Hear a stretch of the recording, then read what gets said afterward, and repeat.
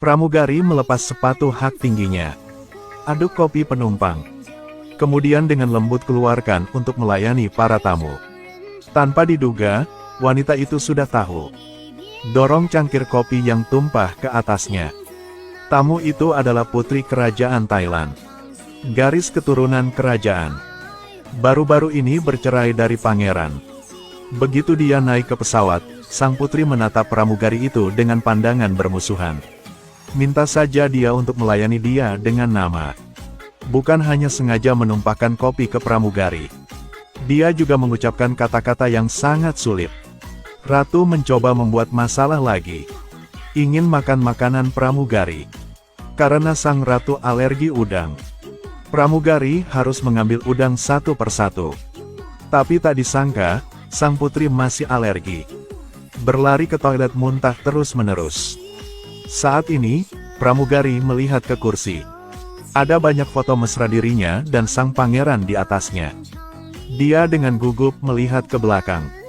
Kemudian melihat bahwa sang putri sedang menatap saya dengan tatapan sinis. Pramugari ketakutan. Buru-buru memutar matanya dan lari. Tidak lama kemudian, sang putri harus dirawat di rumah sakit karena reaksi alergi yang parah. Tak disangka, keesokan harinya, televisi melaporkan kematian mendadak sang putri. Tubuh sang putri dibawa kembali ke negara dengan pesawat. Seluruh tubuh ditutupi dengan kain putih. Diikat ke kursi dengan sabuk pengaman. Para pramugari harus berjaga sepanjang malam. Pesawat lepas landas belum lama ini. Lalu ada badai, goncangan hebat. Tubuh tiba-tiba jatuh. Geser menuju kursi petugas.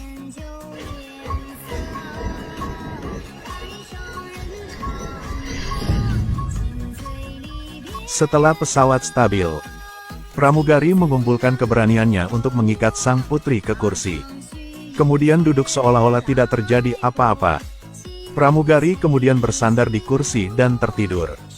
Tapi saat bangun, kemudian dia menemukan bahwa sang putri ada di tangannya. Pramugari yang ketakutan terbangun dari mimpi buruk. Setelah menenangkan diri, dia pergi untuk menuangkan segelas air untuk mendinginkan. Tiba-tiba bayangan hitam lewat di belakang. Pramugari mengikuti bayangan itu ke kabin. Tubuh permaisuri telah menghilang.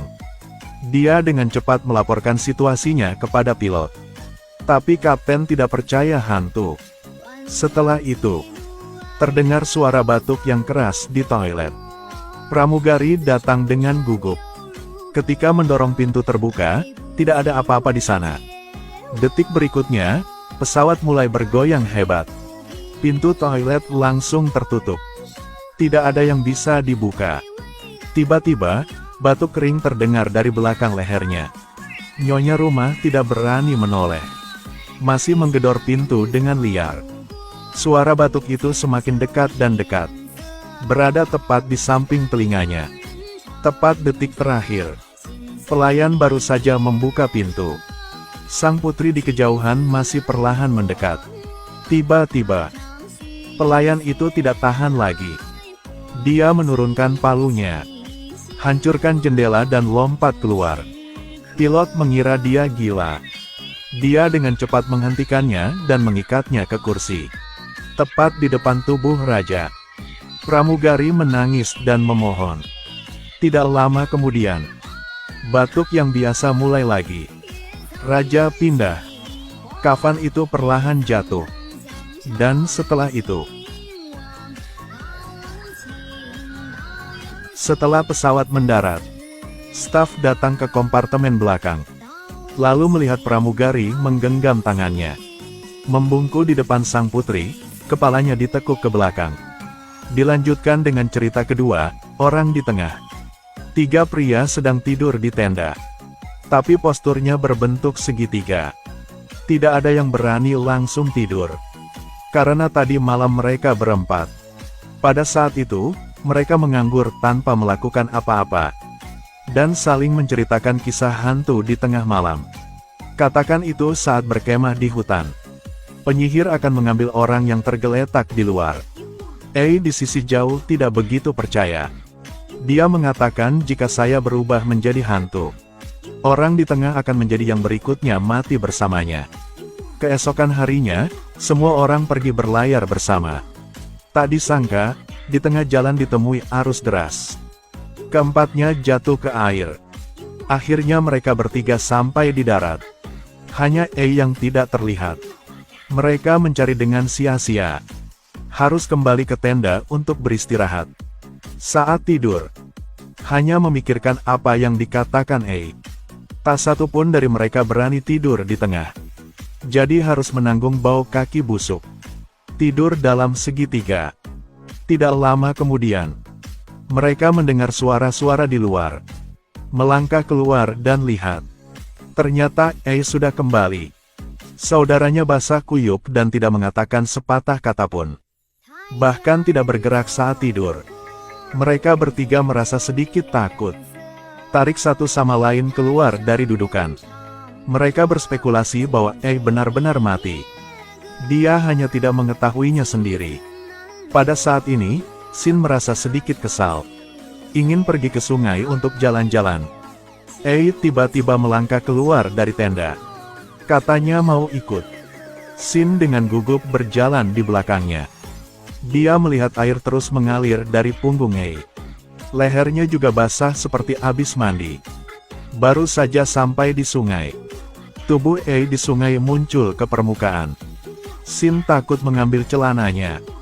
Jalankan kembali ke tenda dengan kecepatan cahaya.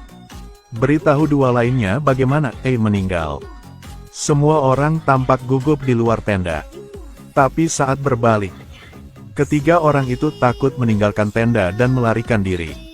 Shin karena berlari terlalu cepat. Sayangnya, dia tersandung dahan pohon dan jatuh. Pada saat ini, sesosok tiba-tiba mendekat. Shin memakai kacamatanya untuk melihat dengan jelas.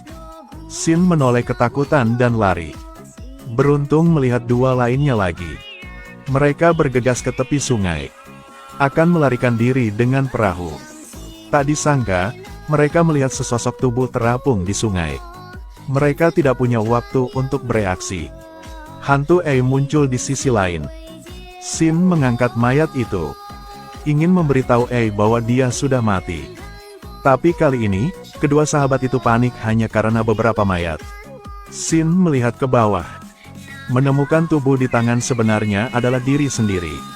Kemudian sesuatu yang lebih mengerikan terjadi. Dua lagi melihat dua mayat di pantai. Ternyata kemarin mereka berempat meninggal. Hanya saja mereka tidak tahu. Selanjutnya, mari kita ke cerita ketiga, Reply Message. Baterai mengalami kecelakaan lalu lintas. Jadi kaki digips. Selama beberapa bulan terakhir, dia sendirian di rumah. Pacarnya sedang pergi untuk urusan bisnis.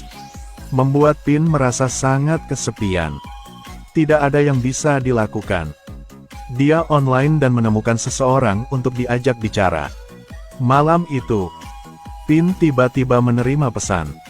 Isinya ingin mengenalnya. Awalnya dia tidak terlalu peduli. Tapi tidak lama kemudian, telepon berdering lagi. Pihak lain mengatakan dia hanya ingin berbicara.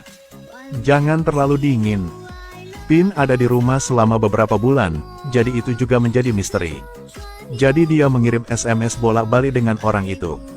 Ketika tahu lawannya adalah laki-laki, Pin senang geli. Keduanya terus berkirim pesan sampai tengah malam. Besok pagi, Pin panggilan ke nomor lawan. Tapi tidak bisa terhubung. Sampai malam, Pin menerima SMS dari pria itu lagi. Dia mengatakan dia telah berada di satu tempat selama 100 hari. Jadi merasa sangat kesepian. Pin seperti menemukan belahan jiwa. Semakin banyak mengobrol, semakin baik perasaannya. Tidak lama kemudian, saatnya bertukar foto satu sama lain. Pin membelai rambut dengan rapi. Mengambil gambar dan mengirimkannya kepadanya. Tapi foto yang dia kirimkan kembali. Sudut lain dari fotonya sendiri. Pin mengira dia bercanda. Tapi dia bilang dia ada di foto.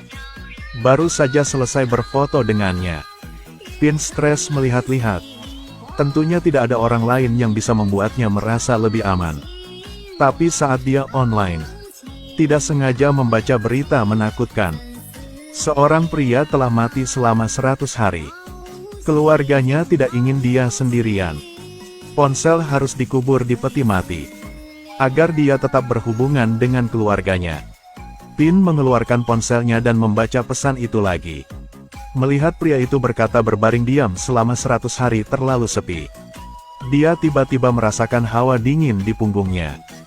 Baterai diamati dengan cermat di sekitar ruangan. Tiba-tiba setelah itu, karena ketidaknyamanan kaki gips, Pin kembali ke penggaris untuk mengeluarkan telepon.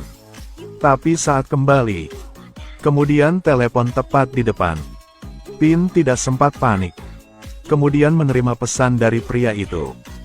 Dia tidak berani membaca. Segera matikan telepon dan buang ke samping.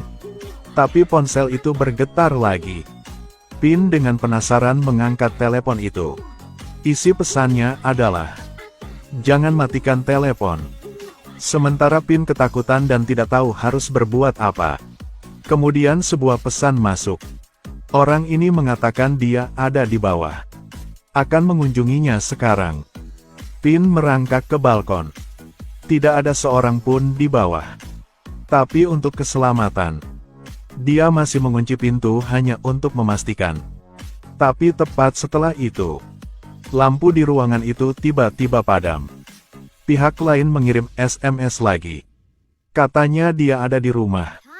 Pin pegang ponsel. Lihatlah siluet musuh di mana-mana. Tiba-tiba, pada saat Pin mati, dia masih tidak tahu kenapa. Pria itu menyakiti dia lagi. Pada 100 hari yang lalu, pria itu menerima kabar putus dari pacarnya. Untuk sesaat, dia tidak bisa berpikir, dan bergegas menyusuri jalan. Langsung ke taksi tempat Pin duduk.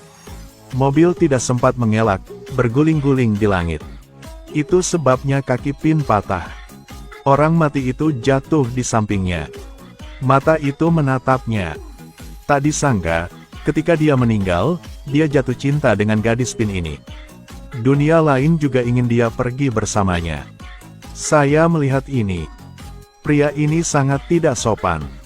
Gara-gara kakinya patah duduk di satu tempat selama 100 hari. Pada akhirnya, karena dialah hidupnya tidak ada lagi.